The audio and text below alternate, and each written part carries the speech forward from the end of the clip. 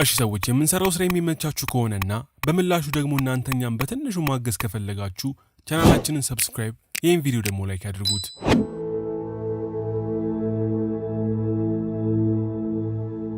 ታሪካችን የሚጀምረው በአሜሪካን ሀገር ውስጥ በምትገኘው ኒውዮርክ ከተማ ውስጥ ሲሆን ኒክ የተባለን ወንድ ጎረምሳ እየተመለከትን ነው። ኒክ በዓለማችን ላይ አለ የተባለ አጭበርባሪ እንዲሁም የሚስተካከለው የሌለ ኪስ አውላቂ ሌባ ሲሆን ያን ዕለት ምሽትም ኒክ አንድ ሬስቶራንት ውስጥ ገብቶ ምግብ በማዘዝ ብቻውን መመገብ ይጀምራል። እዛው ሬስቶራንት ውስጥም አንዲት ቆንጅዬ ልጅ አንድ ሰውዬ ያለ ፍላጎቷ ሲያስቸግራት ኒክ ከቅርበት ያስተውላል። ትንሽ ቆይቶም ልጅቷ ከሰውየው ለመፋታት በሚመስል መልኩ ኒክ ወደ ተቀመጠበት ጠረጴዛ ሄዳ ያ ሰውዬ አዛ ያረጋት እንደሆነ በመግለጽ ከኒክ ጋር ማውራት ትጀምራለች። እየተጨዋወቱ ልጅቷ ስሟ ጄስ እንደሚባል ለኒክ ስትነግረው እሱም ኒክ እንደሚባል በመግለጽ እርስ በርስ ይተዋወቃሉ። ከዚህም በኋላ አብረው አንድ ሁለት ሲሉ ሲጨዋወቱ ቆይተው በመጨረሻም ጄስ ኒክን ወደ አልጋ ክፍሏ ይዘው በመሄድ መሳሳምና ፍቅር ለመስራት መዘገጃጀት ይጀምራሉ። በዚህ መሃል ግን ድንገት አንድ ሽጉጥ የያዘ ሰውዬ ክፍሉን በርግዶ በመግባት ኒክ ላይ ሽጉጥ ደቅኖ ያለውን ገንዘብ ሁላ አውጥቶ እንዲሰጠው ማስፈራራት ይጀምራል። በዚህም ሰዓት ለካ ጄስና ባለ ሽጉጡ ሰው አብሮ የሚሰሩ እልም ያሉ ዘራፊዎች እንደሆኑ እንረዳለን። ኒክ ግን ይህ ነገራቸውን ወዲያው ስለባነነባቸው ኒክ ለነ ጄስ አይነት ዘረፋ በኃይለ ሥላሴ ዘመን እንደቀረ ነግሯቸው ትቷቸው ይሄዳል። ከቆይታም በኋላ ጄስ ብቻዋን ስትሄድ ኒክ ያገኛትና አብሮ ቡና እንድትጠጣ ስለጋበዛት ጄስም ተስማምታ አብረው ትሄዳለች። ኒክም ከጄስ ጋር ሲያወራ ማጭበርበር በቤተሰባቸው ውስጥ እንደ ንግስና ከዘርዘር ሲወራረስ የቆየ መሆኑን በመግለጽ አያቱ እንዲሁም አባቱ እሳት የላሱ አጭበርባሪዎች እንደነበሩ ለጄስ ይነግራታል። ጄስም እሳት የላሰች ሌባ እንድትሆን እንዲያስተምራት ኒክን ስለጠየቀችው ኒክ ጄስን ወደ ውጭ ይዟት ይወጣና የተለያየ ቴክኒክ በመጠቀም ከእጇ ላይ ሰዓት እንዲሁም የተለያዩ ዕቃዎችን በመውሰድ የራሱን የዝርፊያ ጥበቦች ካስተማራ በኋላ ተሰናብቷት ይሄዳል። ከዚህም በኋላ ኒክ ኒው ኦርላንስ ወደ ተባለች ከተማ በመሄድ ሆረስት ከተባለ የሥራ ባልደረባው ጋር ቀጣይ የዝርፊያ ሥራቸውን እንዴት ማከናወን እንዳለባቸው ማቀድ ይጀምራሉ። ከጥቂት ቀናት በኋላም ጄስ ኒክን አፈላልጋ ካገኘችው በኋላ የእሱን የዝርፊያ ቡድን መቀላቀል እንደምትፈልግ ትገልጽለታለች። ኒክ ግን ጄስን መጀመሪያ የስርቆት ጥበቧ መፈተን እንደሚኖርበት ስለገለጸላት ጄስም ኒክ ባዘዛት መሠረት ወደሚተራመሰው ሕዝብ ገብታ ከሰዎቹ ላይ በርካታ ዋሌቶችና ሰዓቶችን በመስረቅ ኒክን ካሰበው በላይ ታስደምመውና ቡድኑን እንድትቀላቀል ያደርጋታል። ከዚህም በኋላ ኒክ ጄስን ከጓደኛው ፎርሃርድ ጋር ካስተዋወቃት በኋላ ያንኑ ምሽት የዘረፉትን ንብረት ሸጠው ገንዘብ ወደሚያከማቹበት ቤት ይወስዳታል። ጄስም እዛ እንደደረሱ በጣም የሚያምር የአንገት ሐብል አይታ ለራሷ ልትወስደው ብትመኝም ኒክ ግን የዘረፉትን ንብረት መሸጥ እንጂ ለራሳቸው መጠቀም እንደማይችሉ አበክሮ ይነግራታል። በኋላም ላይ ጄስ ኒክን እሷ ወደምታድርበት ቤት አብሯት እንድትሄድ ብትጠይቀውም ኒክ ግን አብሮ የሚሰሩ ከሆነ በሁለቱ መካከል የፍቅር ግንኙነት መኖር እንደሌለበትም ጨምሮ ያስረዳታል። ሌሊት ላይ ግን ኒክ አላስችል ስላለው ወደ ጄስ አፓርታማ በመሄድ አንኳኩቶ ካስከፈተ በኋላ ያን ምሽት እሽኮለሌ እያሉ ፍቅር ሲሰሩ ያድራሉ። በመነጋታውም ምሽትም ኒክ ለሱ የሚሰሩትን ዘራፊ ቡድኖች በመሰብሰብ በዚህ ሳምንት ብቻ $1.2 ሚሊዮን ገንዘብ የሚያወጣ ንብረት መዝረፋቸውን በማብሰር ለሁሉም የእንኳን ደስ አላችሁ መልእክት ያስተላልፍላቸዋል። ቀጥሎም ኒክ ለሁሉም ባልደረቦቹ የሚደርሳቸውን ገንዘብ እንደሚልክላቸው በመግለጽ ወደ የቤታቸው ሄደው እረፍት እንዲያደርጉ ይነግራቸዋል። ሆረስትም ለኒክ $1.2 ሚሊዮን በመስጠት ጄስ ፊት በገንዘቡ ቁማር እንዳይቆምርበት ኒክን ቃል ያስገባዋል። በቀጣዩም ቀን ኒክ ከጄስ ጋር አሜሪካን ፉትቦል የተባለ ተወዳጅ የስፖርት ውድድር እንዲመለከቱ ቢወስዳትም ጄስ ግን ይህን ስፖርት ያን ያህል እንደማትወደው ትገልጽለታለች።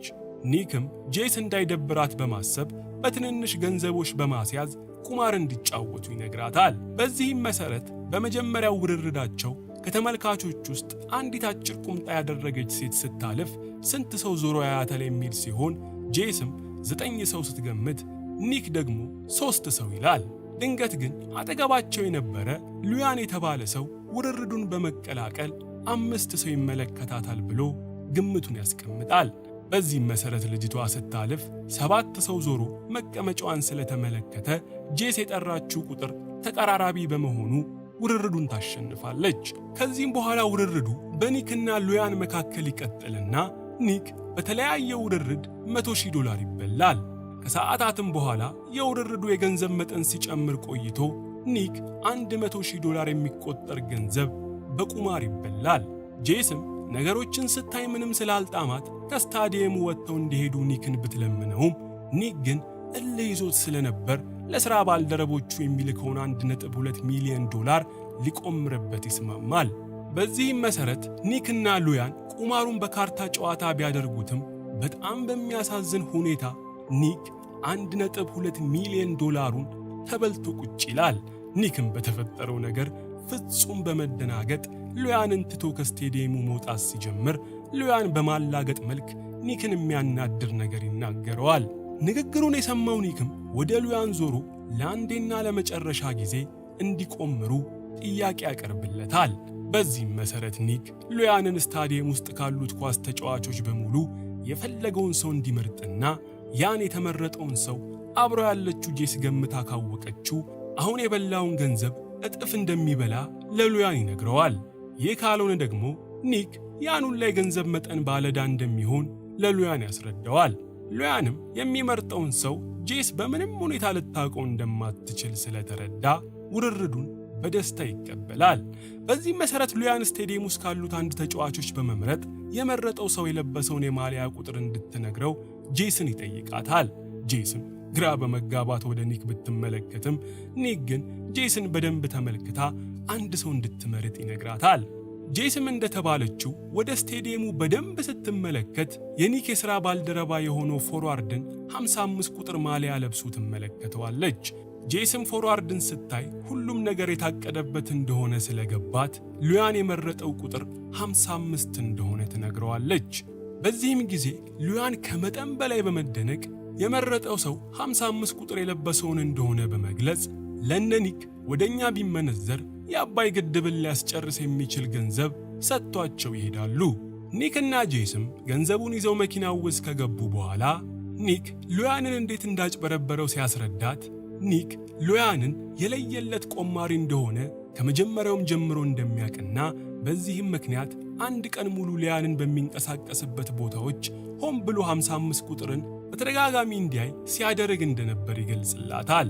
ይህ ነገሩም ሉያንን ሳያስበው አእምሮ ውስጥ ይህንን ቁጥር እንዲይዝ ስላደረገው በኋላም ላይ 55 ቁጥር የለበሰው ፎርዋርድን ሊመርጥ እንደቻለ ያስረዳታል። ጄስም በኒክ ብልጠት ተገርማ ሳትጨርስ ኒክ ከሥራው ላይ የሚደርሳትን የገንዘብ መጠን ይሰጣትና ከእርሱ ጋር ያላትን ሥራ እንደጨረሰች ነግሯት ትቷት ይሄዳል። ጄስ ግን ኒክን ሳታስበው ትቷት ብስ በማለቱ ልቧ ተሰብሮ ስቅስቅ ብላ ታለቅሳለች። ይህ ከሆነ ከ3 ዓመታት በኋላ ኒክ አሁን ላይ ራፋኤል ለተባለ የመኪና አወዳዳሪ ሚሊዮነርና ኦንስ ከተባለው የራፋኤል ባልደረባ ጋር በቅርበት እየሰራ እንደሆነ እንመለከታለን። ራፋኤል ዘመናዊ የውድድር መኪኖችን ፍጥነት የሚጨምርና መኪናው ላይ የሚገጠም ፕሮግራም ባለቤት እንደሆነ እንረዳለን። ኒክም ከራፋኤል ጋር በመሆን የራፋኤል ተቀናቃይ ለሆነው ማክዊን ለተባለ ግለሰብ ትክክለኛውን ፕሮግራም አስመስሎ የዘመናዊ መኪኖችን ፍጥነት የሚቀንስ ሌላ ፕሮግራም ሊሸጡለት ሴራ እያሴሩ እንደሆነ ይገባናል። ምሽት ላይም በራፋኤል ቤት በተዘጋጀ ደማቅ ፓርቲ ላይ ኒክ እየተዘዋወረ እያለ ለ3 ዓመታት አይቷት የማያውቃትን ጄስ እንደ ጨረቃ ተውባ ስትምነሸነሽ ይመለከታታል።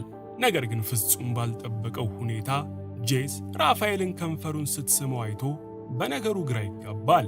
ኒክም ወደ ጄስ በማምራት ሰላም ብሏት ለተወሰነ ደቂቃ ሲያወራት ቆይቶ ጄስ ኒክን ተለይታው ትሄዳለች። ከሰዓታት የፓርቲ ላይ ቆይታ በኋላ ኒክ ማክዊን የተባለውን የራፋኤልን ተቀናቃኝ ትኩረት ለመሳብ ሲል ሆን ብሎ ከራፋኤል ጋር የተጣላ በመምሰል ራፋኤልን ሁለተኛ ከሱ ጋር መስራት እንደማይፈልግ በመግለጽ በቡጢ ይነርተዋል። የራፋኤልም ጋርዶች ኒክን ከገላገሉት በኋላ ለማክዊን የሚሰራ አንድ ሰው መጥቶ ኒክን ነገውኑ ማክዊን ጋር መጥቶ ስለ ሥራ እንዲያወሩ ይነግረዋል። በመነጋታው ኒክ ከማክዊን ጋር ተገናኝቶ ራፋኤል ስላለው መኪናዎችን እንዲፈጥኑ የሚያደርግ አዲስ ፕሮግራም ከገለጸለት በኋላ ፕሮግራሙን ከራፋኤል ላይ በመስረቅ በ3 ሚሊዮን ዶላር ሊሸጥለት ከማክዊን ጋር ይስማማል። ከዚህም በኋላ ኒክ ጄስን እንደምንም አሳምኖ ድጋሚ ራሱ ለማድረግ ቢወስንም ጄስ ግን ልቧን ከሰበረው ወንድ ጋር ድጋሚ መቆየት አልችልም በማለት አጠገቧ ድርሽ እንዳይል ትገልጽለታለች። ኒክ ግን ተስፋ ሳይቆርጥ በጓደኛው ፎርዋርድ በኩል ከ3 ዓመት በፊት አይታ የወደደችውን የአንገት ሐብል በስጦታ ይልክላትና ጄስ ለአንዴና ለመጨረሻ ጊዜ እንድታናገረው ያደርጋል። በዚህም መሰረት ኒክ ጄስን አግኝቶ ላለፉት 3 ዓመታት ምንም አይነት የማጭበርበር ሥራ እንዳልሰራ በመግለጽ ያን ሁሉ ጊዜ ከአባቱ ጋር እንዳሳለፈ ይነግራታል።